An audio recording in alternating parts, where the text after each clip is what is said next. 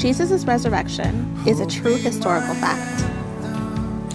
I thought we had a friend. Jesus' resurrection is a historical fact. It's been documented. We have the 500 eyewitness accounts. We also have the guards that saw the angel roll the tomb away. We also have, again, extra biblical resources where people are talking about the Christians worshiping a resurrected king. The most compelling evidence is the empty tomb. When you actually look at the details surrounding it, it becomes much more significant. You have to understand that Jesus was crucified in Jerusalem and then buried in Jerusalem. Jerusalem at the time was roughly about 290 acres. To conceptualize that, I'm from Houston. You can fit like 5 Jerusalems in Hobby Airport, and this is a small airport. Jerusalem's probably the size of a small neighborhood.